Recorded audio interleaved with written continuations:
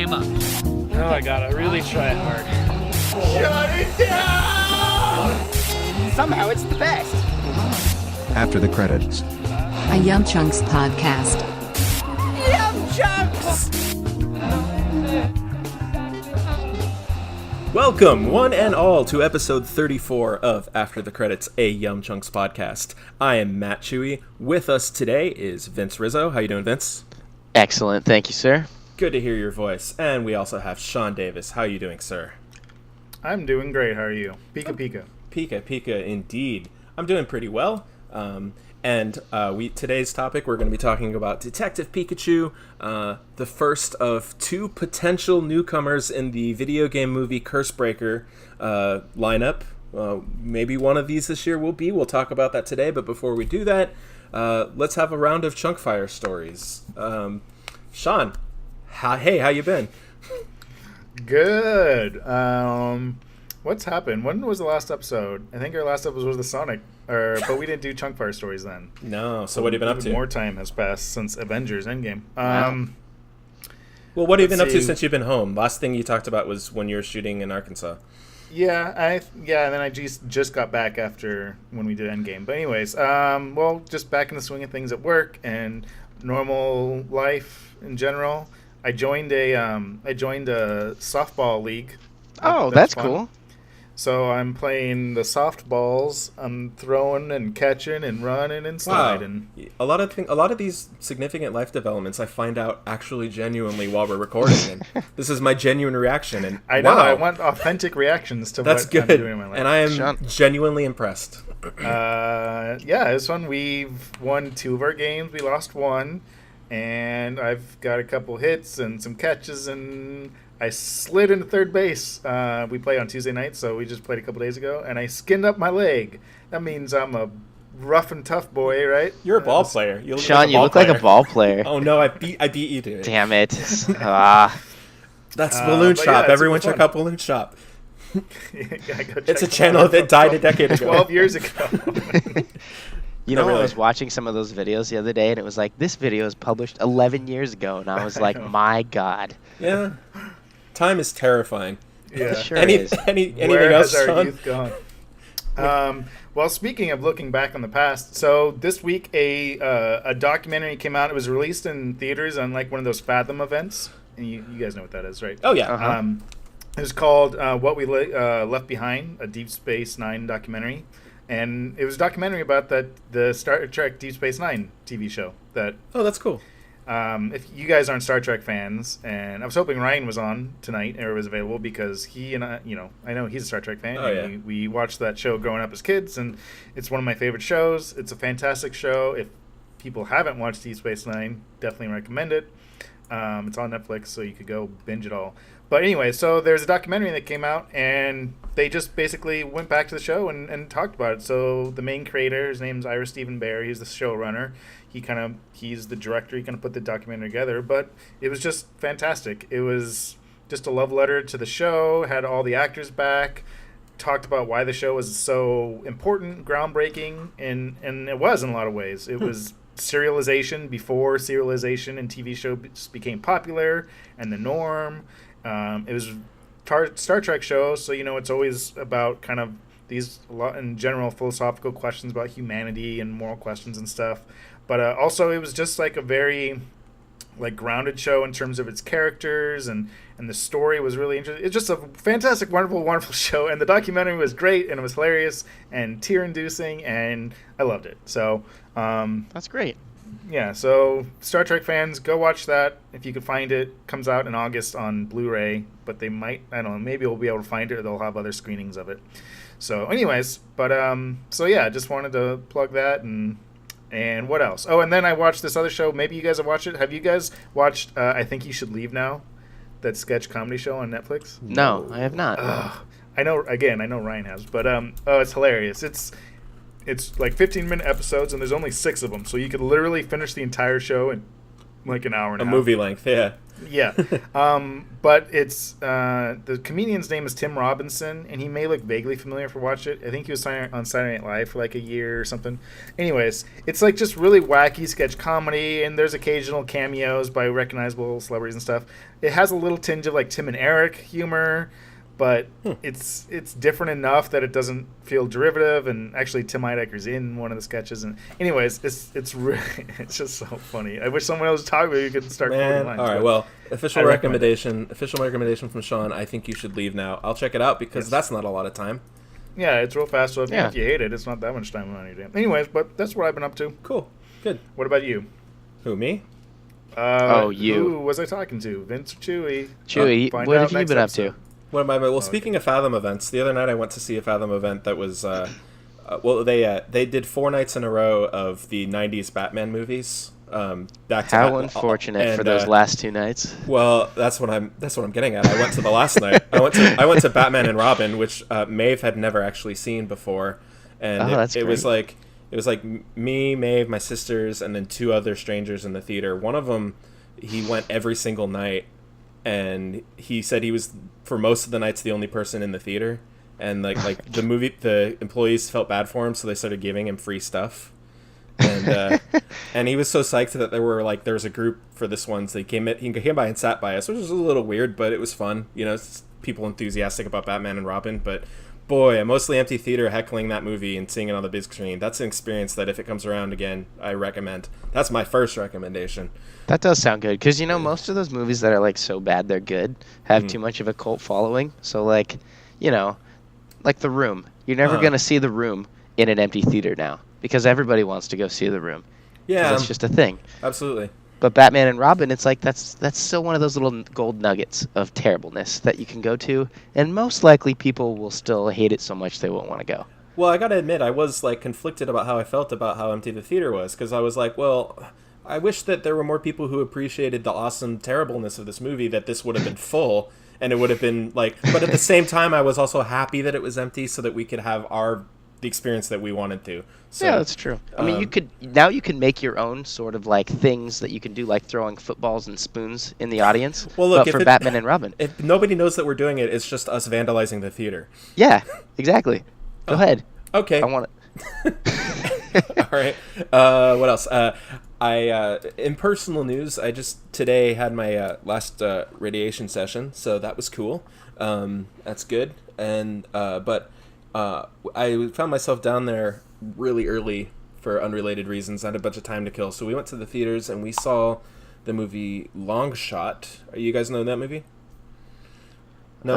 Yeah, with Charlize Theron and Seth Rogen. Yeah, it's a romantic comedy where the leads are Seth Rogen and Charlize Theron, which in itself is crazy. But it's like she's like Secretary of State and she's trying to run for president, and they were like childhood friends, and like he's her speechwriter now. So I mean, it's a cool backdrop for a romantic comedy, and I was surprised by like how well they were able to rein in some of the more over the top Seth Rogen humor. Like it was used appropriately, and I was also very surprised by how well they were able to convince me of them as a couple. Like it's like the movie was aware of how strange that was. Unfortunately, I think about halfway through it starts to fall into kind of the more like cookie cutter rom-com scripts, like some of those tropes that you start to see. But I do think that the writing and the backdrop of it was fresh enough to where it's worth watching, I would say. Also, I just feel like I haven't seen a lot of good comedies in the last few years. So, I mean, between that and what did I see the last one? The super bad type Booksmart. I think between you talked about that last time. Yeah, I talked about that last time, but I think between Longshot and Booksmart, I think those are a couple solid good comedies if you just want to go out and laugh. So, cool. I recommend. That's another Longshot, another recommendation. I've always enjoyed laughing. So, yeah, that's a little known fact about me. I haven't laughed in 10 years. Oh no! Well, then you need. Your kids are only 3 years old. What have you been up to, Vince? How's it going? Let's see. Well, I have been working like you wouldn't believe. No, you'd probably believe it. It's about 45 hours a week. But let's see. Normal job. Yeah, about a normal job. I had a disc golf tournament up in Oceanside that went pretty well. That was a lot of fun. Big tournament, a lot of fun. Made some friends who are like actual touring pros who like travel all around the world to just play disc golf, and it was kind of cool just getting to play with them, being like a local guy who barely ever gets to play, and then getting to like hold my own against these people who are like some of the top tier disc golfers in the world. And it's like, man, I can really not every shot could I throw as well as them, but I was holding my own, and it was You're just up there. Well, yeah. I mean, I think Did you get to meet Patches of Jeff Houlihan. Hungerford? Jeff Hungerford, unfortunately, he had a slight disc malfunction, and he wasn't able to get there. But What about Alan Beaver or Alan- Michael Cloyes? Michael I'm on Cloyes- the professional disc golf webpage. I'm listing Wilkins, Puffle stuff. These are real. Is this like a Key and Peele version of like the disc golf intros? Because it sounds exactly like it. Well, Vince, I think what's important is that you look at this and you look at where you were, I don't know, a year ago or however many years ago. This is a good gauge to how far you've come when you just, I assume you just started playing for fun, right? Yeah, I Exactly. certainly did. So I feel like that's a good, it's significant, in your disc golf journey. To be honest, I certainly am not getting and I'm not getting any younger, but I feel like somehow I'm getting more wise in the game. Like I've just been there, I just have more experience, so I feel like I'm not as nervous when I play. So I'm able to kind of keep my composure and really just focus in a way that I couldn't when I was, 21. 26 is a little different. You were just a hothead. You just didn't know. Straight out of the academy. experience? Straight out of the academy, I was like, I'm going to take the world and put it in my pocket. You're older. You're wizened. You're what is it? World weary? What's the? Yes. Yes. Oh, That's A one saying. thing I don't do know if want to it's B say. saying. One Yeah. other little nugget Go. of cool things. So there's a super sweet video. I didn't share it with you guys, but I really should have. That some Star Wars fans made, where it was they took the Obi-Wan versus Darth Vader fight. You guys might have seen this, and they actually redid it, the one from A New Hope, and they put it so they had the set that looks identical to the set in The New Hope, and they interspliced it with the scenes of like Han and Leia and Luke, trying to get back to the Millennium Falcon. And so instead of having the scene where it's the actual Obi-Wan and Darth Vader fighting, they were able to just make a really cool it was like the Darth Vader from Rogue One kind of abilities of fighting. It was really good. I'll send it to you, and it's fantastic. I'm gonna watch it with an open mind, but on paper that sounds like a terrible idea. But again, I'm gonna watch it with an open mind when you send it to me. When I look at it and I think okay, this was fans who made this, who clearly just have a love of Star Wars, and it has their own score that they did, but it's obviously using the Star Wars themes, and it's really, really well done for a fan thing. I heard it took them even though it's only 5 minutes, it took them 2 years to make. And it looks like they put a lot of time and effort into it. It's pretty sweet. That's impressive for a couple of reasons. I mean, the low budget, but also I don't know how you maintain continuity in one scene that you're working on for 2 straight years. That sounds like a nightmare. No, you should, but also maintaining continuity to have it flow as well as it did with scenes from 1977 to scenes you make in 2019. It's not perfect, sure, but it looks as good as I think it possibly could. That's cool. That's cool. Yeah. Yeah. I'll send it to you guys. Good. What do you know what it's called? It's got a super strange name. All right, super strange name Star Wars fan video official Billy Vince and the recommendation. Giant Star Warsasaurus. There you go. Official recommendation from Vince. You got anything else? Let's see. Oh, I got a really funny video of Carter, my son, watching Tucker, my dog, poop when we were on a walk, and it's really funny because he's just squatting down looking at him poop, and then he's like, "That's disgusting." But you don't It's recommend really- that, right? No, I would I sent it to all my I sent it to. Well, now you put to it in the Paige. episode. Now we have to upload it somewhere Yeah. and post it. It sounds like too much work. We're not going to do that. Vince, right. you're doing it. You mentioned it. You're posting it. I'll post it. I'm gonna post it next to the clip, the Star Wars clip, because they're both about the same in terms of, value. Excellent. That's how we work our social media chunks. If you bring it up, then it's your responsibility to post it. I feel that's a fair way to. Yes, Yeah, I that think is. so. That's It personal also just accountability prevent us for each from person. ever bringing things up. All right. Well, that's Anyways. great. Well, good. It's good to hear from all you guys. It's good to catch up. I'm gonna tease the audience a little bit. We actually got letters this week. Oh, you. We actually Oh, we do, yeah. Yeah, we So actually stay tuned. well, we're gonna save that till later to force you to have to listen to our conversation about Pikachu, or to force you to have to skip through it, and that could be just as aggravating because we don't know if we're gonna put the timestamp in there or not. Do we? We certainly don't. All signs Odds say are we probably not. So Yeah. maybe we will. But anyway, later on in the episode, if you care to hear us answer some letters, which we don't have a lot of experience in, stick around. There you go. But until then, let's transition into the main topic. We're gonna let Vince try to recap this movie this week, and we're gonna see how that goes. Oh God. Okay. All right. So let's see. This movie. Oh, spoiler alert. Real Spoilers, fast. Oh my God, spoilers. spoilers. Ah! Spoilers. Okay, go ahead. That was close. That was a close one, Yeah, guys. we We're did it, almost though. gonna We be got taken it. off the podcast air. It's illegal. All right. There's a brisk dew in the air. The camera slowly pans down on Timmy McGillicuddy. No, that's not his name. It can be. It could be. His name is actually, well, it's Tim. His name is Tim. Yeah, the Tim part's right. And yeah, so the premise of Pokemon Detective Pikachu movie is, well, it takes place in the Pokemon universe. And you got Tim, who's kind of like a loner. You know, he's like an insurance guy. He doesn't have his own Pokemon. And apparently in this society, pretty much everybody has their own, like, Pokemon. And so him not having a Pokemon and just living a normal life is a strange thing. But he finds out that his dad has either disappeared or died.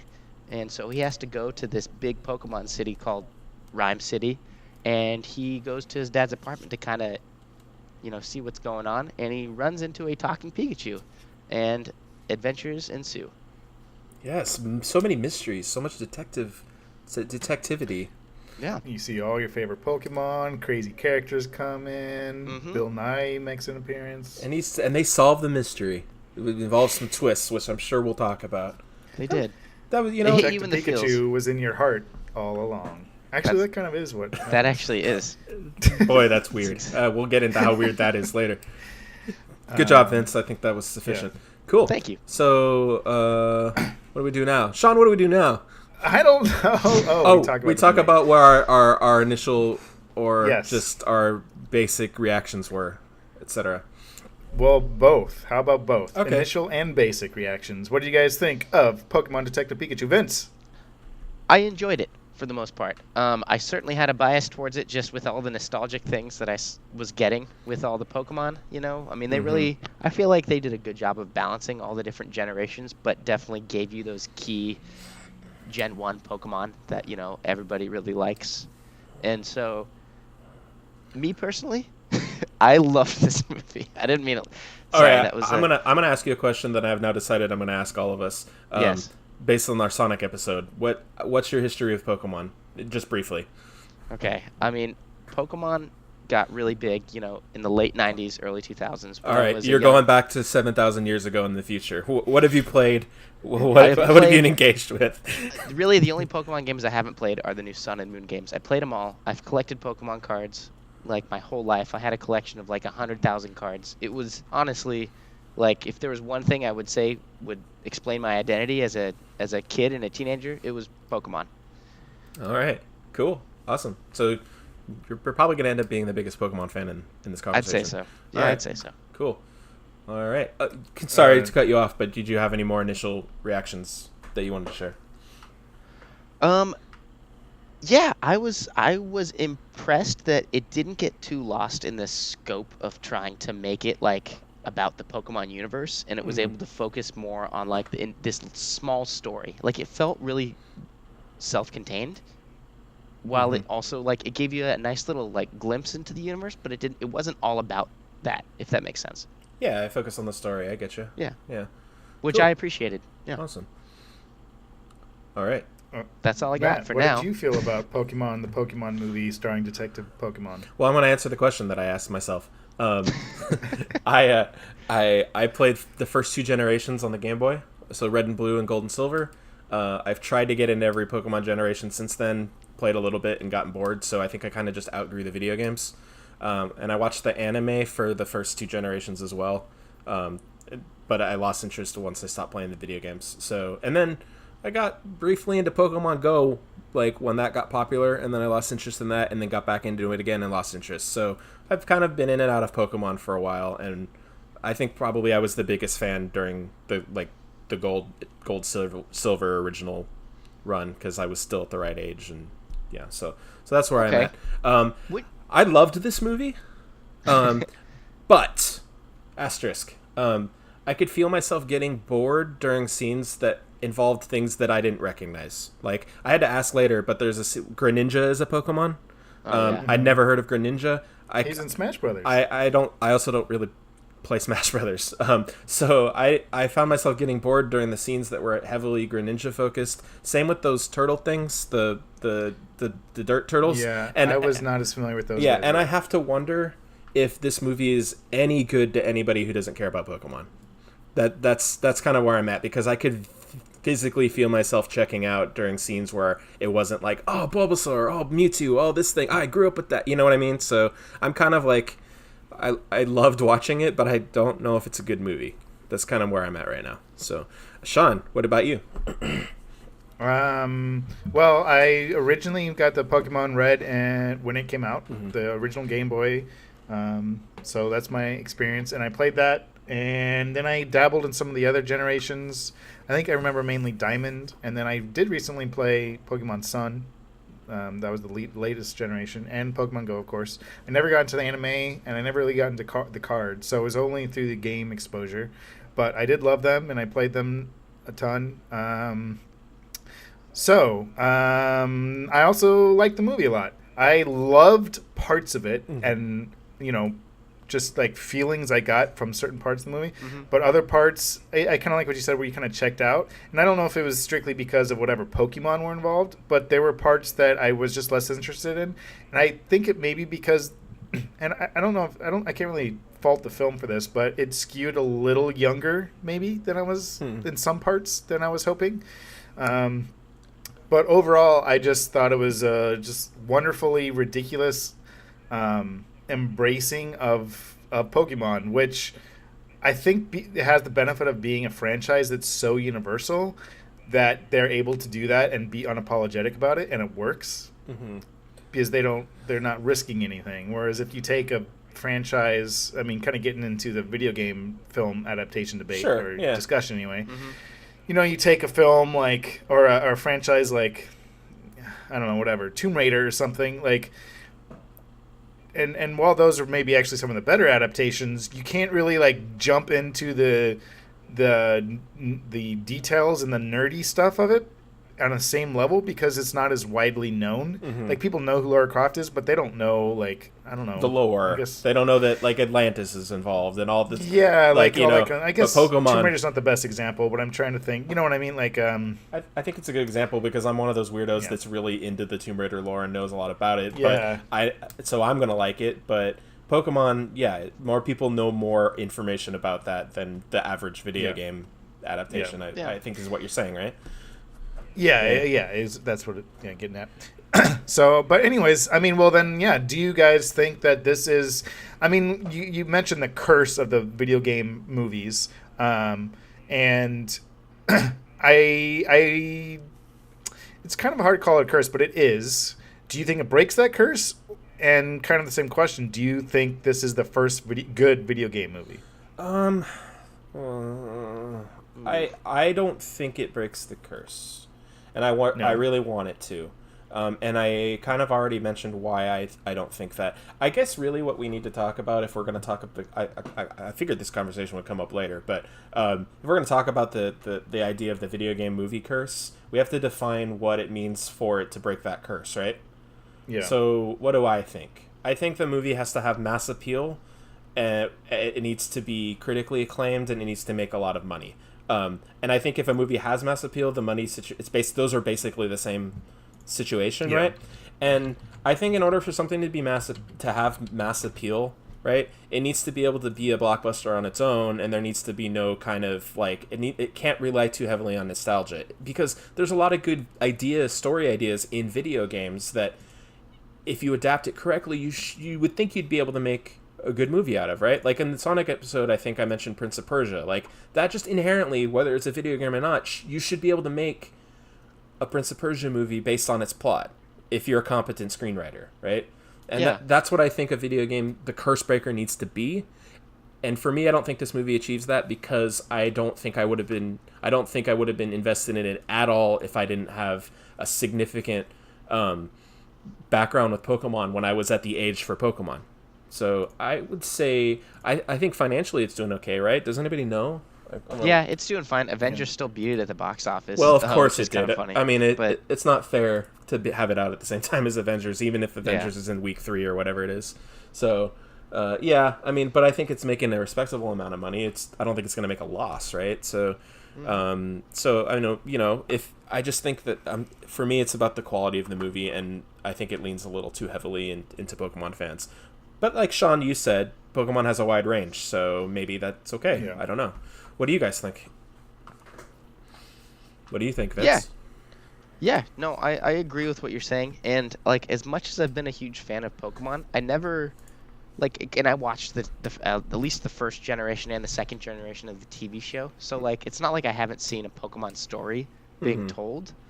Yeah, like, but the story was never what drove me to play the video games. It was catching Pokemon. And that wouldn't, just what I love about Pokemon wouldn't make for a good movie. So it has to have things that are grounded in, like, basic reality that we get. So I think that this movie did a really good job of saying, like, okay, this is like your Joe Schmo who actually is more relatable to us than he would be to anybody else really in this universe, because he's rejected Pokemon so far and he's just like an insurance guy.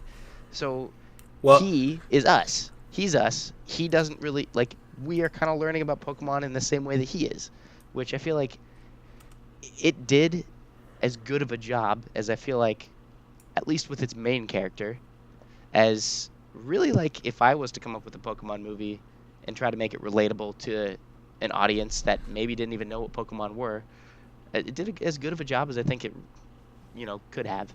I think you hit up on a good point, because I think Pokemon in all of its forms has always worked better as a universe than as like a vehicle for a narrative, Yep. And there have been Pokemon stories that I've liked, but I think the universe, I think this is a weird one to be talking about the video game curse, because I spent a lot of my opinion talking about narratives and good stories, but this is like, it's almost like you have a good universe, but you have to come up with a good story to tell within it. And I think I think they did, for the most part, a pretty decent job, I think. I mean, the thing is, if you have a good universe, a good writer can make a good story from there. But it's like, when you have a good story and it's like you're trying to adapt it, a bad writer can ruin that good story. Absolutely. But here's the thing. The question was, do you think this is the, quote, curse breaker? Why or not? I don't think so. And I don't, as much as I love it, I still don't think so necessarily. And because I know that I'm biased towards it, I have not talked to somebody who has never even, played or collected Pokemon cards or anything, who's actually seen this movie. Right. But I just, based off of, if I'm trying to put my bias aside, the movie would not have been as compelling at all if I had never heard of Pokemon. Okay. That's really what sold it for me. It was a fun experience, but I'm not going to say that it was some sort of fantastic movie that's going to change, how we change, video game movies. It wasn't. Right. That's a good question. I mean, like, do you think this is a movie that if somebody was uninitiated would draw them into Pokemon? Like, that's a good litmus test, maybe. Also, Sean, what do you think about the video game curse? How do you feel about this movie in relation to that? I think, to me, I say soft yes, that I do think this breaks the video game curse. And I don't know if it's the first video game movie that's good, but yeah, sure, I'll say it is the first video game movie that I think is good. And the reason I think it does break the curse, because to me, the curse is less, I mean, it's hugely about the film itself, but I think it's, in a lot of ways, it's more about the mentality surrounding these genre films, right? Like, in the same way, like, to me, it reminds me of Spider-Man, the original Sam Raimi Spider-Man. Okay. Because up until then, comic book movies had been either niche or they'd been Batman and Superman, but it kind of billed as more action movies, right? Spider-Man was really the first. I know you could argue X-Men was out before that, but it really didn't take off, I feel like, collectively, as culturally, until Spider-Man. And that's what kind of opened the floodgates for what we now consider comic book films. And I think, and that film was good. I mean, that was all great. But I think it was more about the kind of the opening, the cultural perception of what comic book films could be. And I think, to me, that's what Detective Pikachu does. I think it is a good film. It's entertaining.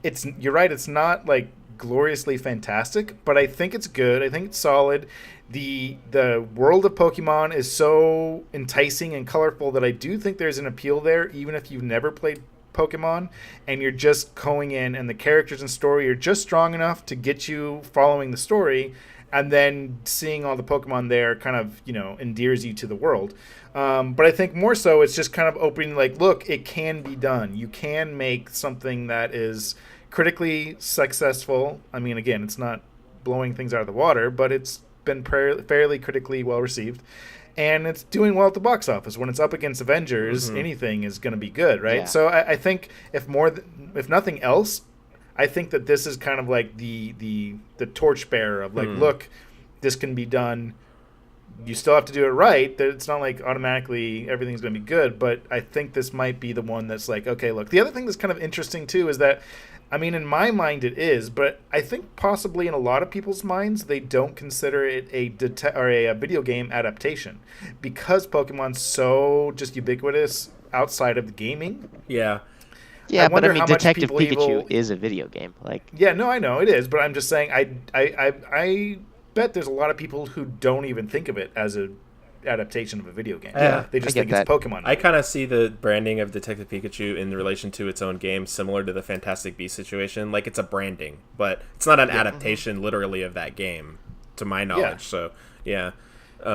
Sean, I want to, because I think where we disagree, I want to go back to your superhero movie analogy with X-Men and Spider-Man, because I don't think this is the Spider-Man. I think this is the X-Men. Because when X-Men came out, I think that was look, we can make a competent video game movie that can have wide appeal and can be successful. But Spider-Man was the one that blew up. And I still feel like that's still to come. And maybe Pikachu can help, help spur on some more comic or video game adaptations. And then maybe because of that, we'll get the Spider-Man. But I don't think this is the Spider-Man. I think that's going to be, and I've always felt like with the curse, it's a I'll know it when I see it type of situation. Yeah. And Spider-Man was I see it. That comic book movies are a thing now. okay, I see that. Well, I mean, here's I a think question. I mean, like, what would you say if you could say like what that next one would be? What video game do you think it would be best adapted? Oh, it's obviously Sonic the Hedgehog. No, it's not. Obvious. No, I don't know. I mean, that's the thing. I'm not sure. Like I said, I thought Prince of Persia was going to be it for a little while. I thought Assassin's Creed had that, or Warcraft had a chance of being it. If we're going to talk about actual properties, I don't know. I mean, a lot of the... I could see, like, I mean, I know they were talking about like an Uncharted. They were talking about a BioShock. I mean, that's still working. The Last still of in the Us. works. Wait, which one? Uncharted. Oh, wasn't it going to be Mark Tom Wahlberg? Holland. Speaking of Spider-Man, Tom Holland's supposed to be. He's currently playing it. Oh, Right, it was going to be young Nathan Drake, right? Or it is going to be that. Right, so... Well, that's that. Right, like I said, it's so much in pre-production turmoil that there's not really anything concrete. But I mean, I see what you're saying, I think you make a good point, and I could see that this being. I think part of it too is just like visually, it reminds me more of Spider-Man, so that's why I kind of got it. But I agree. I think just like collectively, its impact might be closer to the X-Men franchise. But that being said, I mean, X-Men was still a good film and a well-received film. But I see what you're saying, that it maybe wasn't like the breakout hit that maybe... It wasn't the powder keg. Spider-Man was the powder keg. X-Men enabled Spider-Man. Yeah, what's up? Yeah. Well, now that you mention it, I would have actually been really interested to see Sam Raimi direct this film.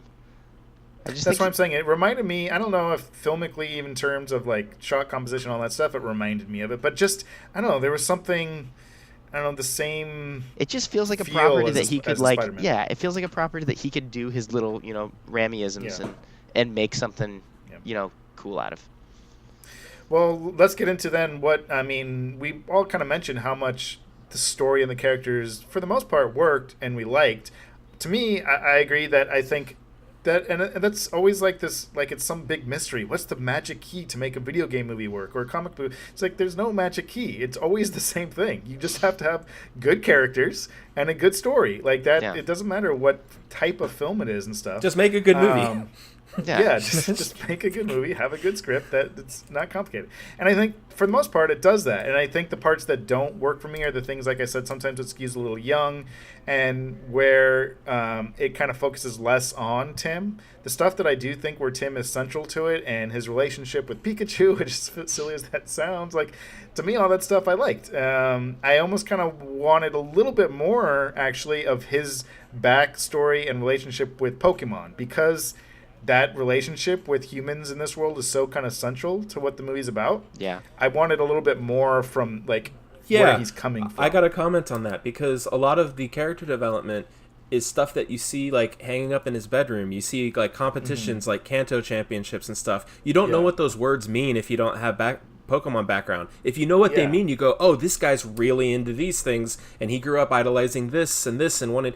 But if you're not a Pokemon fan, it's meaningless. So you know, that's something to consider. And I think they should have spent more time with him on the things for the uninitiated, so that we care more about him, etc.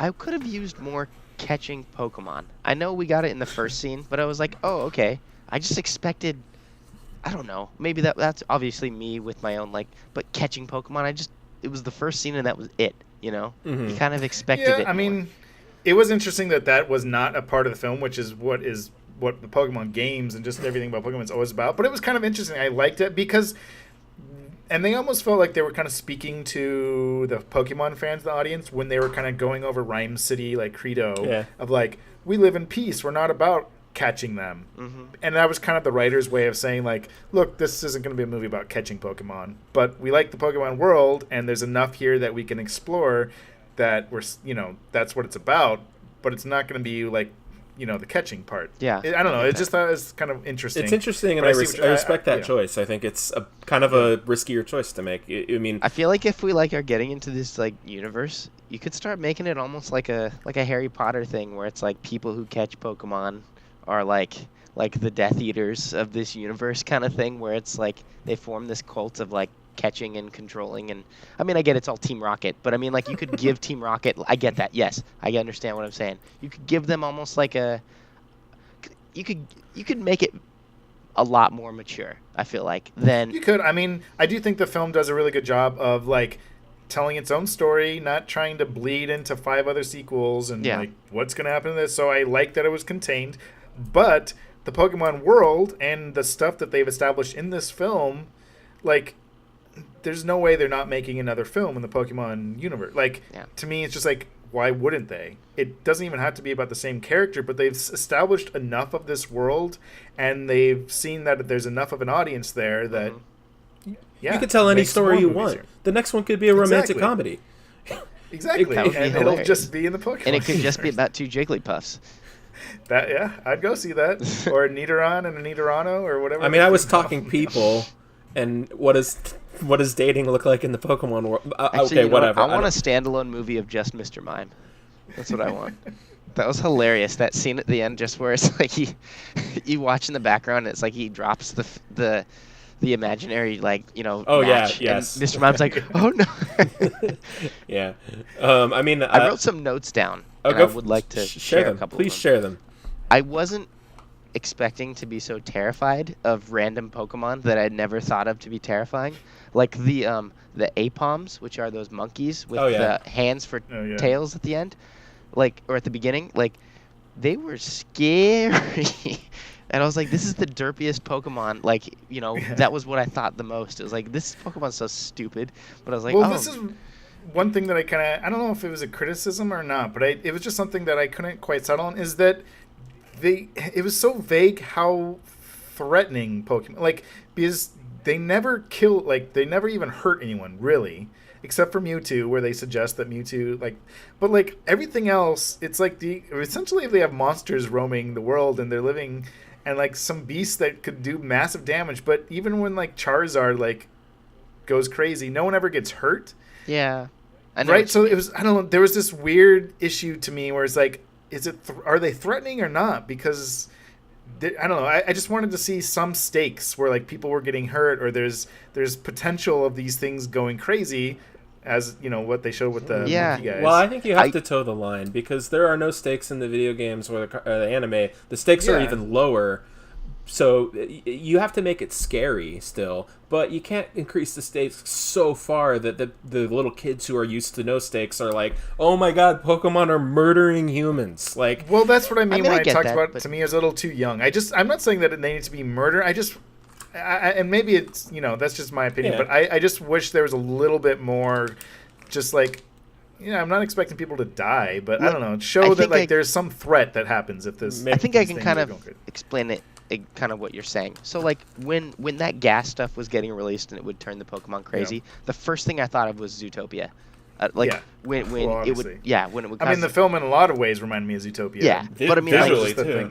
Yeah, exactly. I mean, he comes into a city that's all new, and he's learning this new city about Pokemon, two things living in harmony where they don't normally But so much of it reminds me of Zootopia. When the predators would go, what was it called, like primal, feral or whatever, I don't remember. Yeah. But when that happened, like it felt like a legitimate threat. Like that first scene where the jaguar is chasing him, you're like, oh my god, they could actually die. Like it really felt like it was. But when it's the cage match between Pikachu and Charizard, and even though Charizard's like breathing crazy fire and busting through the cage, you never are like, oh my god, this audience needs to run for their lives.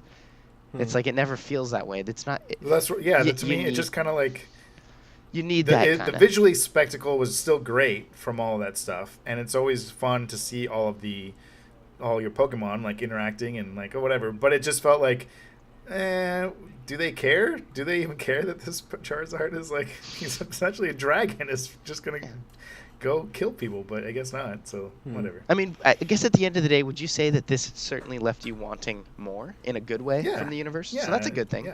Yeah, I agree.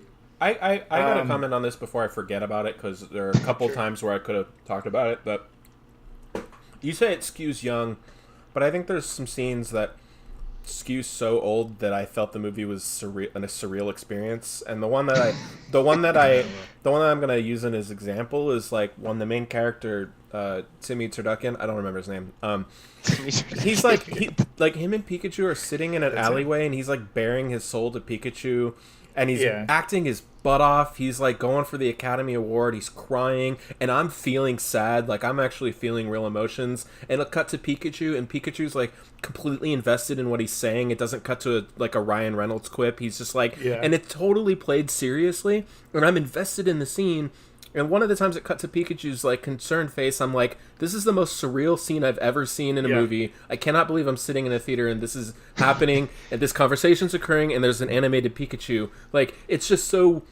I think there are parts of the movie that I can't believe how straight they played it. You know what I mean? I had the exact same feeling in that exact same scene, and I'm not kidding. I think I started laughing to myself. Like, what? Like, not because it was bad at all. Right. It was great. It was a good moment. It was like, again, going to the character stuff, but it was just like, what is happening? It's 2019, and we're watching a legitimate top box office film, only beaten out by something even more surreal and crazy, that is Avengers Endgame. But Pikachu, an animated live action Pokemon with Ryan Reynolds as the voice playing, like, what is this? Is society? This is just the world now. Like, and I couldn't even comprehend. Like, imagine, I don't know, describing that situation to anyone outside of like even 10 years ago, and they'd be like, "No, that you're an insane person." Put them in the crazy house. Exactly. Yeah. Yeah. So anyway, I wanted to comment on how surreal that was, but I also do think that, like you were saying, there's certain things like the threatening level of the Pokemon. There's certain things that were scaled down, but there were also things that were, I think, legitimately scary and kind of like, that's kind of edgy for a Pokemon movie, you know. That maybe, if anything, kind of creates a bit of a tonal dissonance for me, but not a big one. But it is, I think, worth noting. Well, were there any scenes that just made you like laugh out loud? And if so, which ones? That one. Okay, but like was I mean there was a couple. One of them was when Ryan Reynolds I will say that it was so hard to like believe Ryan Reynolds as Pikachu, but actually I think that worked really well with the ending they went with. I'm like, oh, that was actually a good ending for it. Anyways, my point is though, the scene when Pikachu's singing to himself after he leaves Tim, it's like, no, I did that. I can't be with you. And he's singing the Pokemon theme. All sad, all sad. I was laughing. Okay. Oh my gosh. I feel Maeve and I both felt stupid for not picking up on this earlier, but I like when they revealed the Ditto at the end, and there was the Ditto fight, because we're like, because I think it was a misdirect. The serum had an R on it. I thought it was going to be Team Rocket. That agent looked like a Team Rocket agent, but she had pink in her suit, which should, and she wore sunglasses all the way until the end. And they had established really early in the movie that Dittos can mimic humans. We both felt stupid. We're like, oh my gosh, how did we not? But then once it's revealed, it's just like terrifying and hilarious. Like I was laughing during that whole fight scene. Just Dittos are horrifying. Oh yeah. Like, oh my god. Especially because they keep their, like when it was keeping like the Ditto eyes, and I was like, oh my god. Exactly. That's what I'm talking about. It was like so unnerving, but also just hilarious that they went for that. You know.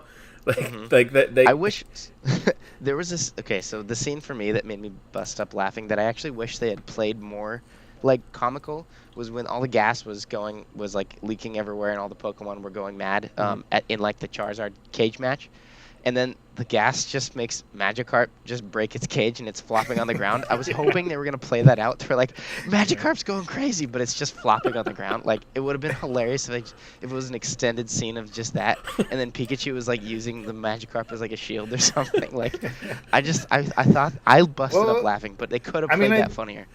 All those moments, like, they were great because they're pulling it exactly from. I mean, it reminded me of Lego Movie in a lot of ways in those little moments where it's like the filmmakers knew how you played with Legos and incorporated those moments or jokes into the film. And it was the same with Pokemon. They know our experiences with Pokemon, how we play the games, and our perceptions of different Pokemon, and they use that, you know, in the film. And it didn't undermine the character of the story. It wasn't about those things, but it was layered on top of it to give it its flavor and make it even, you know, that much more. Yeah, I totally agree. And I gotta say on that note, I was surprised by how funny the movie was. You know, you never know with movies that are targeted to kids, because, you know, Sonic the Hedgehog doesn't look funny at all. So and nothing in Pikachu's trailers really made me like laugh out loud, but I was surprised by how consistently I was just like chuckling or laughing for real. So that, and it's because of the reasons that you just outlined, definitely. Well, you mentioned Zootopia, Vince, and I do think, the similarities are pretty apparent in that. But it reminded me a lot of, did you guys ever read or see, it wasn't very good, but The Gold Compass? I saw the movie. Yeah, the movie, I mean, I read it's a trilogy of books, and the books are great. The film was not so great. But anyways, the premise, though, is that, like, there's this, in this world, everyone has their familiar, and a familiar is like a little animal person that they're always with. But essentially that familiar is that person's soul. And it's just everyone has their soul that exists outside their body, and they interact with it like another being. And it reminded me, I mean, that's kind of what, I don't know, it reminded me of that where, like, you know, they were treating Tim like, where's your Pokemon? Like, it's almost like something, he's walking down the street without pants on or something, you know? It's just like so weird. And I kind of like that idea of him walking down the street without pants on. No, doesn't that happen? What's that? Doesn't that actually happen? Oh, he does do that, doesn't he? Oh yeah, when he's freeing from the monkey guys. Yeah. Sorry, I didn't mean to derail you. But go ahead. I just mean that, like, this idea of that, like, everyone's souls and their relationships are just like a physical manifestation in the world. And I thought that's an interesting take on Pokemon. Like, that's a cool thing. Like, in the games and stuff, it's never really about that so much. And I'm like, oh, that's kind of a cool take on something, a slightly new original take on Pokemon. Yeah, I like that. It was cool. Well said. Also, I feel like I ask this every episode, so you guys could tell me to stop at some point. But what did you guys think? Did you guys think there was a message to this film, or what did you guys think? Like, what was at the heart of this? And obviously, this is all just a reason for me to answer my own question, but I do want to hear you guys see it. You got to start telling me that you're going to ask this before we start recording, so I can think about it, because I'm sure I can come up with a good answer. But what was the message? Well, if you don't have anything, I could go and see what you think and see. All right, you know what? Why don't you get it going? That'll get the oven, that'll get the coal churning. So to me, I don't know if it was intentionally necessarily meta. I don't want to, like, because I think there's a certain level of cynicism that comes with, it's meta, and I don't think this film's cynical. which is to its credit. I think they could have gone, but I do think the message kind of plays into that a little bit. And to me, the message was something along the lines of like, it's good to have things that you love, that makes you who you are and passionate, but do not become obsessed by them. Otherwise, they'll consume you, or it will consume you. And I think that's ultimately like this idea that like, I mean, that's ultimately what happens at the end of the film. The Pokemon consume, like they become what they like. Everyone becomes their Pokemon. Yeah. And the bad guy is just like, he's so obsessed with Pokemon that he loses himself in the Pokemon himself. And even in going just like with the father figure, Tim's father, like he forgot what was important to him because he was so obsessed with, you know, whatever, being a detective or Pikachu or Pokemon, that he literally was lost in it. Like, I don't know, I thought that was an interesting take. And you have a character like Tim who is on the opposite end of the spectrum, where he's like, you know, he doesn't have anything, and it's him having to find the balance of like, you know, finding things that bring him joy and people that bring him joy around him, but not becoming obsessed with it and losing himself. I don't know, maybe I'm reaching, but that's what I kind of got from it. And I thought it was just an interesting take in a film that's about Pokemon, which is arguably a huge fan obsession. People, a culture of people just like spending whatever hours and millions, not millions, whatever, thousands of dollars in their obsession. No, and millions. Like, oh, that's right. kind of interesting take. Yeah, I liked it. I actually, when I think about it, everything you're saying rings true. Like, I agree with that. I think that is exactly the message, the underlying message that it was trying to convey. Cool. Chewy, you have any thoughts? You don't have to. If you know. don't agree, that's fine. If you had any other thoughts, though. I don't know if I agree or disagree. I think the things that if I'm speaking based on my emotions and not like analytical, I feel like my feelings is what I took from it is about like, you know, shutting yourself out from people. I feel like if we're just talking about the main character and his emotional and his story arc, it's about him, you know, accepting help, not being a loner, etc. Like letting people into your lives, and I think that relates to the theme that's established early, where there's like, you can keep Pokemon in a ball, or you can form a special bond with them, and it's important, like, you know, where's your soul, where's your Pokemon, you know, you have to let other individuals in order to really experience life to the fullest. I think I think that's probably more what I took from it. That's good. I like that though too, for sure. I could understand that and get that. I like that. And Pokemon has always been a franchise that's about like, here's your buddies, here's your partners. Yeah. You form a special bond with them. The more the games evolved, the more they added the kind of like friendship elements to it. Yeah. You know, and I think that's probably a little bit more wider reaching of I don't even know if I want to call it a message, but well, you know, I mean, a theme. I guess. An emotional through line, something to connect to. You know what I mean? Yeah. Cool. I was watching. This is kind of off topic, but it's Pokemon. But there's a content creator. He works for the website Polygon, but his name is Brian David Gilbert. He recently came out with this. He was at PAX East or PAX West, one of the trade shows, and he had a Pokemon rap. I don't know if you've seen this video online, but it's pretty funny. But anyways, at the end of it, though, it kind of had something that I thought, oh, that's kind of a cool kind of way to take it. Is that the theme they always say in the TV show? You got to catch them all. Got to catch them all. It's like, it's not about catching them all. It's about loving the ones you catch. And I thought, oh, that's a cool message. And I don't know if it necessarily applies to this film, but I don't know. There's something to maybe be gleaned from that, I think. So, I think maybe, what was the first thing? It's not about catching them all. Yeah, I think loving the ones you catch. That's poetic. You know, I know. I got some chills with that. Oh, just a little bit. I did. There you go. There you go, everyone. Well, there's one other last thing I want to touch on, unless you guys have other things. And what did you guys think about the ending? By which I mean, again, spoilers, but the revelation that Ryan Reynolds was really in the universe. Like, it was literally Ryan Reynolds inside Pikachu the whole time. I guess we actually haven't. I wanted to talk about the ending for sure, but we also haven't spent a lot of time talking about the plot. So if you wanted to talk about general plot points, what you guys thought of how the story. Well, let's hit the ending first because I brought it up, and then we could talk about the plot points. Yeah. So I don't know. To me, that was like a really kind of funny. I thought it worked great.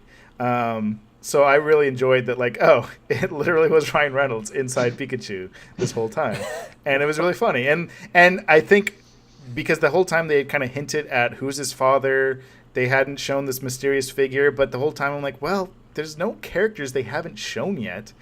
Like, it's not going to be Bill Nighy was his father. Like, who haven't they shown?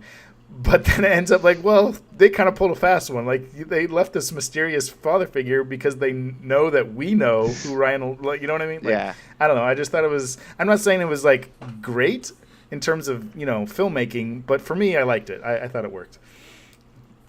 All right. Yeah, I felt weird. like I a little bit before they revealed it, I went, "Oh no, I know where this is going." And then when they were revealing it, I went, all right, well, I don't know. I feel a little strange about this, but I came to accept it. But it's a pretty strange twist, isn't it? It is, Can we agree on that? Yes. Which I applaud. I mean, too, yeah. That's, For a that's Pokemon unique film, and they it's could have played surprising. it way safer. And not that this was like not safe, but it definitely wasn't like what I was expecting. It's not expected at all. So, if nothing else, I think that it's impressive that they were really able to kind of come up with a cool, neat twist. And the thing about twists, it should be obvious once it's revealed, but impossible to predict. Yeah. I think this is pretty close to that. Yeah, I agree. I went, oh, of course that's what's going on. But boy, oh boy, was I not expecting that. What do you guys... plot-wise, Mewtwo. What do you guys think about... What do you guys think of how they handled that? Or the fact that that's what it was a Mewtwo story? I want to get into some nerdy stuff here before we wrap this up. That's what you're right. We gotta revel in the nerddom. I mean, to me, I think I like the Mewtwo stuff because, I mean, that's the ultimate thing, right? That was, especially in the original, like that was the ultimate thing. So I like how they tied it in that he was imposing and overwhelming and this mysterious figure, but ultimately, like, he's just like any other creature. He's not evil or anything like that. He's just, it is what it is, like every other Pokemon. And he's had a rough time. Yeah. Like, objectively, he's had a rough time. I liked that I liked personally, just as a fan, that they mentioned that he escaped from the Kanto region 20 years ago. I went, oh, okay, well that means that either the Red and Blue games are canon to this universe, or the movies, the anime's canon to this universe. So that's a whole other conversation. But I thought that's interesting. They went, no, this is the same Mewtwo that you know. That's cool. Mm-hmm. The fact that he was able to wipe minds, memories. But he did it for reasons that made sense in the plot in this one, whereas in the first Pokemon animated movie, he just wipes everyone's memory at the end for no reason, and the entire movie's pointless. Like, I like that they acknowledge that, yes, he can wipe memories, but we're going to do it for a good reason this time, and not a stupid one. So, yeah. I like that. I think Mewtwo was a safe bet to do Mewtwo story because of wide appeal. But I also kind of am maybe wondering, like, Mewtwo can... It's a Superman debate. He can do anything. Like, apparently he can merge two, like, living beings into the same one, and he could just do anything he wants. So that's a problem. We have a character that can solve or fix anything at any time, but then you have to have other characters best him. Like, well, okay, is this Pikachu actually the strongest entity in the world? Because he, you know what I mean? Like... It gets a little nitpicky. We start getting into like Marvel Avengers versus Avengers debates kind of there, but it's having an all-powerful being as a character can cause some problems. I just want to know what you guys thought about that. I didn't mind that so much because I think he was just laid low. He was more, to me, he was a plot, like, as much as it's cool to see Mewtwo or cool to see any Pokemon, he wasn't as much a character to me as he was just a plot device, which I guess that kind of speaks to what you're saying, that it maybe he should have been more of a character, or it should have been more of a character. But to me, it was more just like, he was kind of the Deus Ex at the end, and he was kind of their little trail of breadcrumbs getting them to where they needed to get for the story. So I didn't mind it as much, but I agree though that he was probably like, if they spent too much more time on him, I think I would have had more of an issue with it, because then it would have been like, if he's here all the time and he's this powerful or all this stuff, why isn't this happening? But because he was relegated just enough to kind of the end, it kind of worked for me, or worked a little bit more for me anyway. Yeah, I'd agree with that. I mean, I can't believe I'm using the first Pokemon movie as an example, but I feel like that movie was too focused on Mewtwo. Like, he was no longer just like something that started the plot rolling. He was absolutely integral to everything that happened. and he was the god of the universe in every way. And I just feel like this was a small little story that was happening, and Mewtwo just happened to be the one that kickstarted it in a way. Like it was well handled, and it could have been mishandled very badly. We've already seen it happen in animated form, and it would have been easy to do. It could have gone for like, we gotta make this as epic as Infinity War and Endgame. We gotta have Mewtwo fighting Mew on the top of a mountain in a thunderstorm, and Charizard shows up, and it's just like, what is happening? Like, totally could have happened. They gotta build to that. We can still build to it. That's the good news. Pokemon's origin film, and then they have their own 3-part franchise that culminates. I mean, it would have been hilarious though if somehow our main character got turned to stone, and then Pikachu's tears are what saved him. And then Mewtwo was like, I guess things can be okay. I almost thought that when they carried the Pikachu into the forest and put him on the stump, that all the Pokemon were going to start crying to heal Pikachu. Oh, thank God. I was actually, like, for a moment convinced that was going to happen. So then when Mewtwo showed up, I went, oh, dang. Instead of something stupid, it's something cool. I thought it would have been freaking sweet though if like he's like rushing him into a Pokemon Center, and there's like a Nurse Joy who's like flipping out, and she's like, "We gotta get him to a like I don't know, just like you just see all these." Go ahead. Here's a good thing about that. We can do Nurse Joy in a sequel. Yeah. There's enough nostalgia stuff that they saved for plenty of other Pokemon movies. Exactly. I actually wouldn't be surprised if the next one is just the original Pokemon. Like, we get an Ash Ketchum, we get a Pikachu, we get a Brock, a Misty, Professor Oak. It's just that story. I wouldn't be surprised, but I don't want that. Yeah, I don't know if I want that either, but I could see it happening. I mean, I do think they did a good job just with the world building. They gave us just hints enough without over-explaining it. Like, we talked about this in other episodes and stuff, too, where sometimes you could go too much in like explaining the world, and I like that they didn't go too much, at least for me. Like at the very beginning they had a brief little, like, it was obviously just explanation of the world, and it was very thinly disguised, but it was just like, and Pokemon have been with us throughout history, and in this they're like, okay, that's all we need. You don't need to tell us how everything works in this world. We could kind of leave it up to our imagination, and it's fun to do that. We don't need to see, wait, how is the wars fought? Do Pokemon fight with them in wars? And what happens when you don't need to tell me this stuff. I mean, I made it turns into Fantastic Beasts. Yeah. You start getting too into that. I mean, it was so close to the, like, man, Zootopia again. The exposition is done on a train going into the city. Exactly. It's like, That's oh my God. God. There's so much about it. It's so similar. Like, and even that he's becoming a cop, kind of. Yeah, it's so similar. Wait a minute, they stole Zootopia. Oh no! I when you said that, I totally was like, yeah, it is absolutely Zootopia. Well, what was your favorite Pokemon appearance? I mean, we got to have that question. We would be just ashamed of ourselves if we didn't. Yeah, I gotta go with. For me, I gotta go with Magikarp. I mean, that was a good one, though. I mean, you're not wrong. Not at all.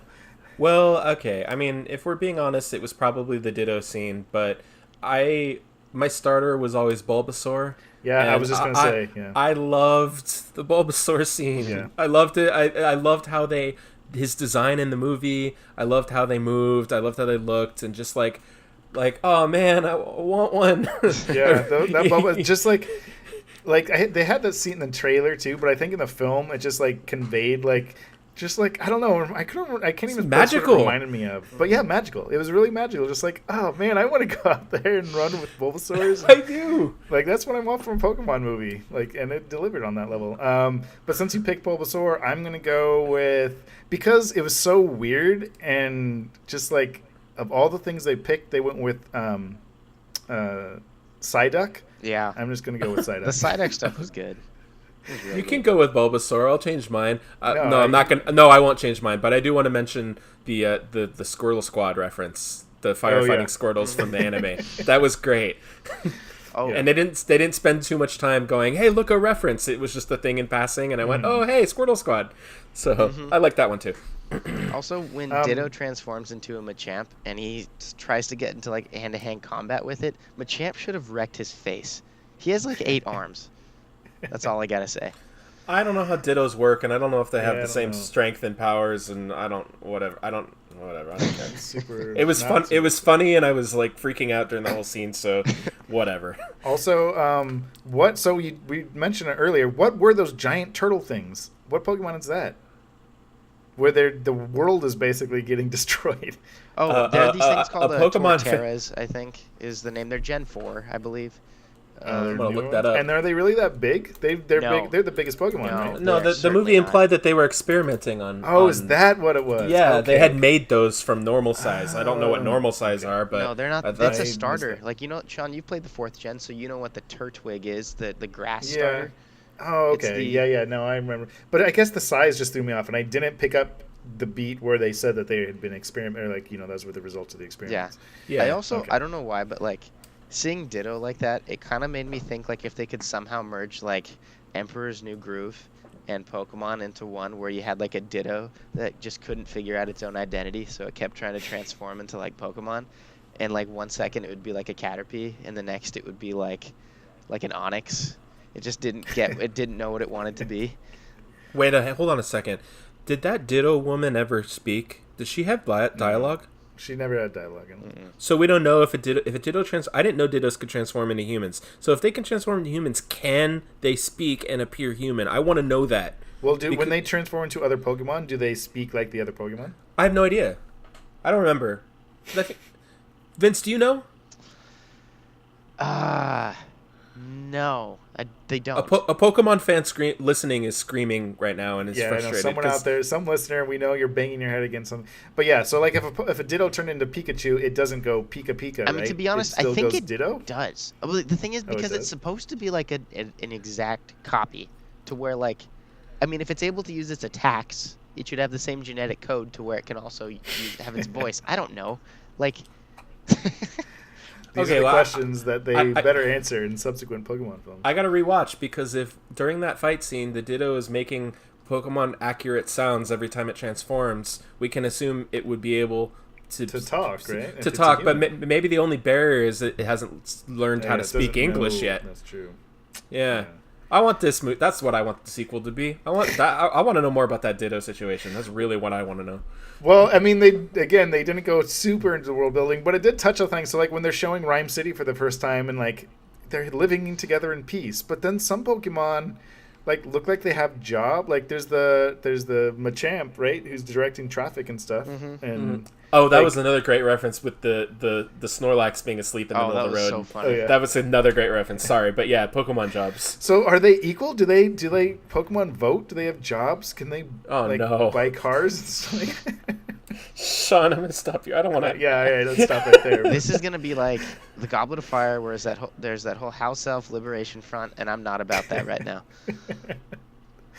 You're gonna keep those house elves down, huh? Vince? Exactly, that's exactly what I'm gonna Alright. do. I mean, that Charizard looked like he was having a good time making hot dogs on the street. Yeah. That's what they were making, right? Every food cart is a hot dog. Also, what are stand. hot dogs Yes. made out of? I don't care. I'm gonna eat them. I'm gonna eat them anyway. Meteorino or a Rattata. I don't know. What are they made out of? Does anybody know? What kind of? Well, okay, wait. Good hot dogs are beef. Yeah, is it like a Miltank, the second gen cow Pokemon, or is it like a Tauros, one of the bull Pokemon? See, I know Pokemon things. How many cow? Are there any other cow Pokemon? Yeah, there's others, I think, but those are the main two. I mean, Did they show any animals in this? Were there any animals in this movie? I don't think so. no. So I was maybe in this there's just no animals and there's only Pokemon. I mean, essentially that's what our world. Like, why don't we just go catch animals? Because We could be living Pokemon guys. Nobody's figured out Pokeball technology. That's That's literally the only thing stopping us. And you know that to Right. be true in your heart. I don't deny it. Okay. All right. Well, any other final thoughts on Pokemon Detective Pikachu? No, I mean, I liked it. It was Yeah. a weird movie. It was weird and enjoyable and fun, and while maybe not the blowout hit that maybe we were hoping for, I do think it will be entertaining on repeat viewings. Like, this is a film I could see like myself watching when it's just on TV. Oh, yeah. Oh yeah, I like that. I'm gonna watch that again. Like, that kind of thing. I think you're right about that, and I do think, going back to a previous topic, I think there's a good chance that, like I said, this could be the X-Men, and we can see Hollywood. That's really what you need. You need to see something successful enough to where they're going to take more of the same Yeah. type of risks. And if they do that, and we get a little bit more video game movies, there's a good chance we'll hit the Spider-Man, I think. So Yeah. it's a step in the right direction, I would say. That's what I hoping. think. As long as they get to good stuff before they get to some of the franchises I care a lot about, if they ever do a Zelda film before they start making good movies. No, yeah, they got to get it figured out first. Yeah, but what if it were What if it were Zelda? Oh, that's true. Yeah, That's what I'm talking about.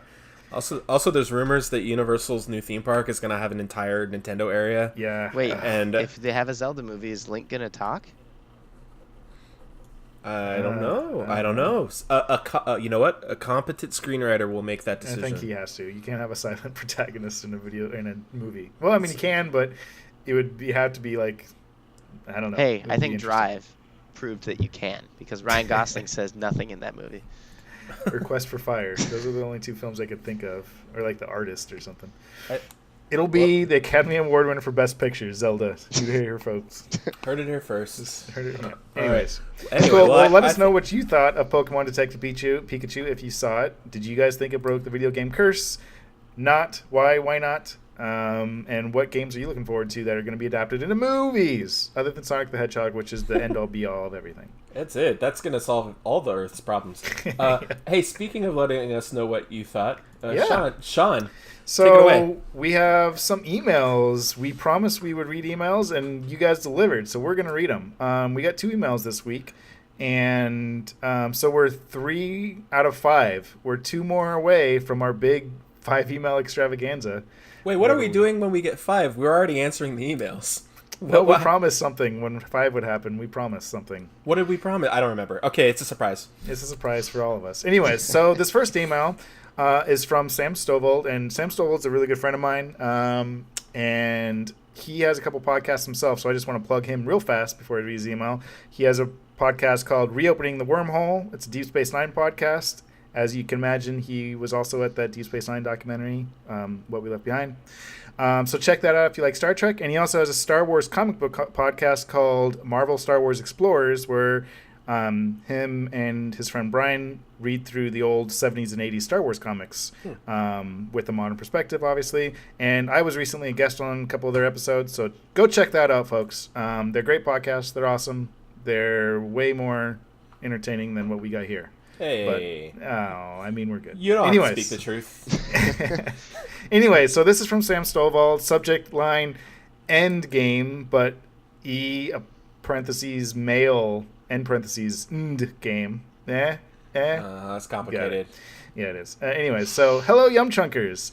I always look forward to your episodes. It's a fun way to spend a little more time in whatever fictional universe it may be that you're covering after the credits finish rolling. And I was eagerly awaiting your Endgame episode with that same excitement. It didn't disappoint. Many of your feelings mirrored mine, and it was interesting to hear some of the more dissenting takes. For me, MCU movies are masters at wry humor and sometimes masters at spectacle, when they're not doing messy, vague CGI climaxes, but usually fail to really land with me on much of an emotional level. Endgame was no exception, as both Iron Man and Cap's Endgames left me with intellectual warm fuzzies, if not heartfelt, tear-inducing warm fuzzies. But Thor! That stuff got to me. Chris Hemsworth deserves all the praise that can be given to him for everything involving Thor. I loved your guys' take that it's an alternate depiction of sadness, and I liked how much you guys all enjoyed the humor that he brought to it. But to me, what's amazing is the way he can shift completely in seconds from that warm, ridiculous humor to heart-wrenching sadness and pain. The look in his eyes and the shift in his demeanor from goofy, affable, alcoholic after Hulk mentions Thanos by name cuts me to the bone. To a lesser, but still significant extent, his panic attack and emotional moment with his mother is played at times for laughs and at times for genuine emotion, and the movie lands them both so successfully. It's amazing. So mainly, I just wanted to give a shout out to my brother Thor for the fact that he managed to make the humor work, to make the heart work, and to never have to sacrifice any element of his character to do so. He was easily my favorite element of the whole movie. Oh, also, what the fudge was Chris's second criticism that he relentlessly teased you and the listeners with. You can't just do that. If you're not going to say whatever it is that you're talking about, don't even leave it in the episode. If it's annoying when it happens during the conversation in life, it's even worse as a listener of a podcast. Sad face emoji. Otherwise, love the app, and I'm hungrily anticipating your Detective Pikachu episode.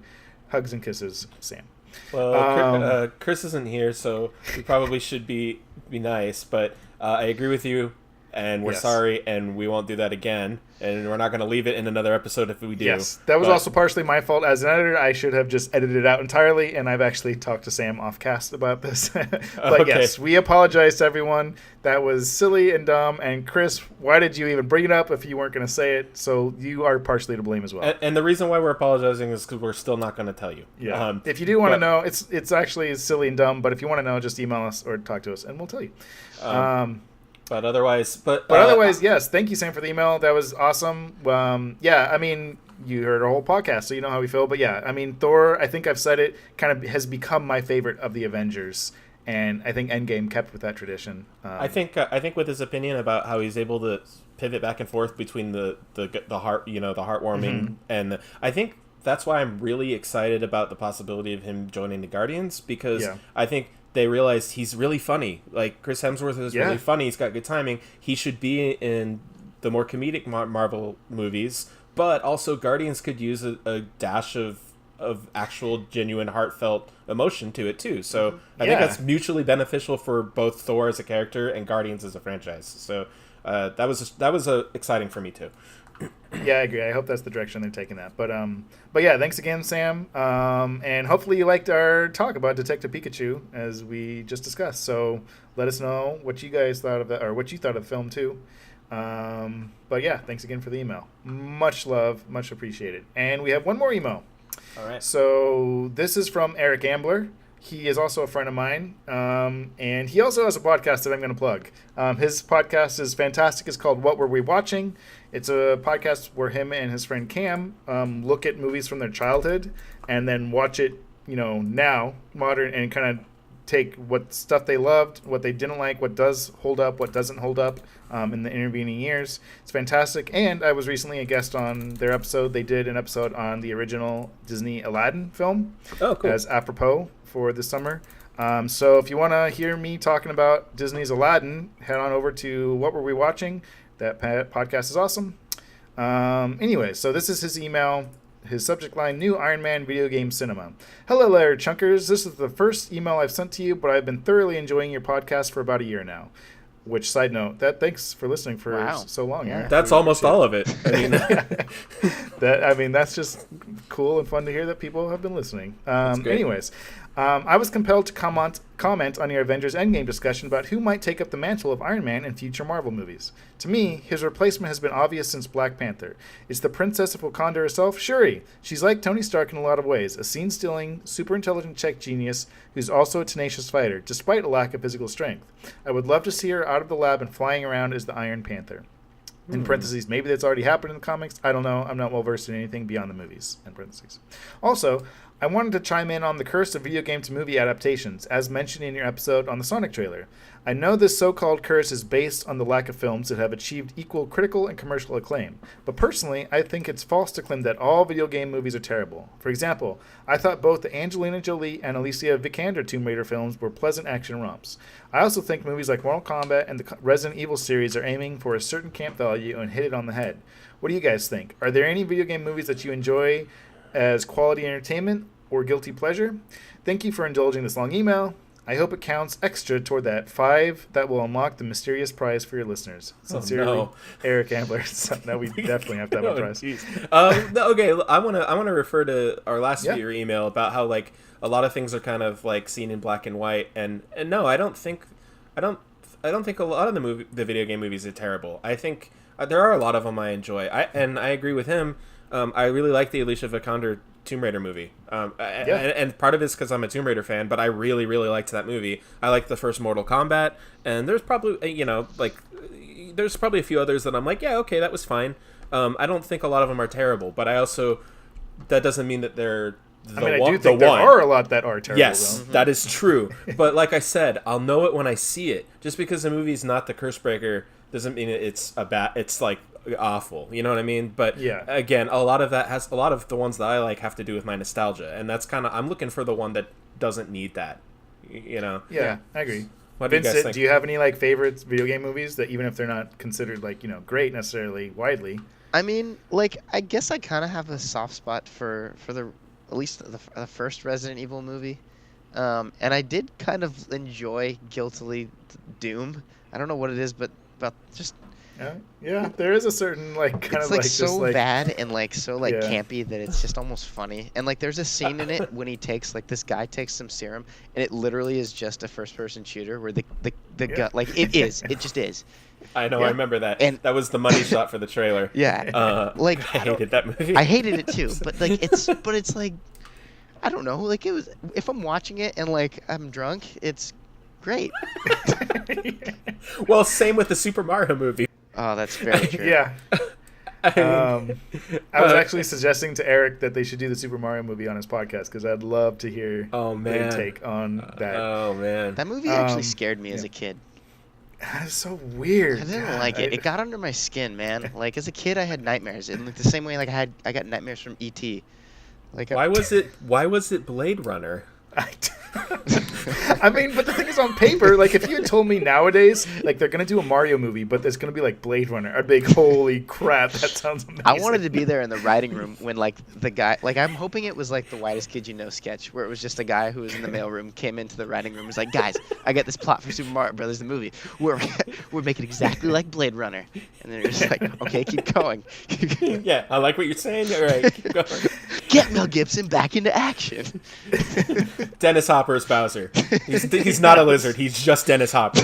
He has spiky hair though, so the fans will get it. All right, keep going. You got it. That's gonna get that demographic we're talking about. What's that demographic? Black people. That's right. No.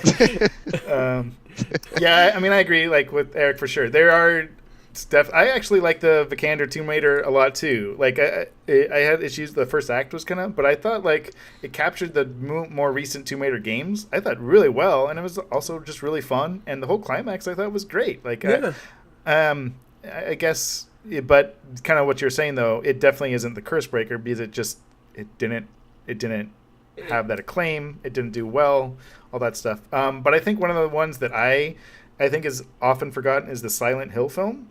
I actually like that a little bit. To me, it captured a lot of what I loved about the game of just this weird, hazy, surreal nightmare where you're not really sure what is real, what you're actually doing. I mean, that's not a great pitch for a movie where you're just confused the whole time. I agree with you on that stuff. I just think too much of the plot was in the back of the movie. I do think it kind of fell apart at the end, and it just they kind of shoved stuff down. But also had Sean Bean and stuff. That's cool. So I think that one just kind of is easily forgotten, and I think partially too because just in the gaming world, it's always Silent Hill and the Resident Evil games are the two kind of most commonly known horror genres, and kind of in the same thing in the film, Resident Evil had already kind of capitalized on that schlocky action video game horror adaptation, so I don't think anyone was really looking for a Silent Hill film franchise, so it just never really went anywhere or anything.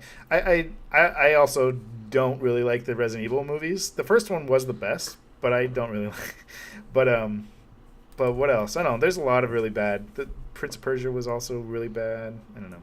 I didn't see Assassin's Creed, but I heard it was terrible. I never saw that one. But yeah, there are definitely... I mean, I love Mortal Kombat too. That's actually... I still think that's actually still one that actually is pretty decent, considering that it's a Mortal Kombat movie. That's the other thing. How do you make a movie out of a fighting game? They tried. Yeah. They sure tried. But yeah, so yeah, there's definitely some. You're right, Eric, for sure. There's definitely some that I think are better than people give them credit for, and that everyone has their faves, even if they don't, blow apart the industry in terms of making them amazing and breaking the curse. But thanks again for your email. Seriously, thank you both, Sam and Eric, for writing in. It's good to hear that people are listening, and it's good to hear you guys' thoughts on this stuff and be able to answer questions and stuff. So keep them coming. And if you guys have emails or thoughts or questions or anything, then join Sam and Eric. Be cool like Sam and Eric, and write us. Tell us what you're thinking. Please do. So should I take it home on that note? Do it. Yeah. Okay, great. This has been After the Credits, a Yum Chunks podcast. You can find us on several podcasting outlets, including Podient, Apple Podcasts, Google Podcasts, Spotify, Radio Public. You can also find our episodes on our original Yum Chunks YouTube channel, where there is a comment section. So if you don't want to email us, you can just leave a comment. If you do want to email us, we are at yumchunks@gmail.com. Like Sean said, thank you for the ones that we've already received, but keep them coming because it's fun. And if you have a preferred podcast outlet, we're probably on it, so go search it. And Yeah, we should be on Stitcher now. I just Are we? put us on Stitcher. Are we on so Stitcher? We should be on Stitcher now. Stitcher too. Nice. There you Yeah. go. For the Stitcher fans. I don't Freaking know finally. what that means, but if you're on Stitcher, you can probably subscribe to us there too. So there you I go. think you offended everybody in Stitcher by calling them fans. They have a weird thing. Do they? You know what? I don't care. No, but the fact that I made you think that is fantastic. You did make me think that. You know what? I don't care. If you're a Stitcher fan, don't listen to us. No! It's too late too. We can't edit that out. It's just too late. All right. Okay. All right. Well, anyways, thanks for listening, everyone. Hey, Matt, guess what? I choose you. Who do you choose? I choose me too. Oh, sorry, Vince. It's all right. I'll choose. Oh, we this were doing a alcohol. thing. All right, let's try it. Let's try this again. Sean, do it again. Hey, Matt, I choose you. Sean, I choose you too. Bye. Wait, Bye, I'm everyone. here. Wait. Bye. This has been After the credits. a Young Chunks podcast.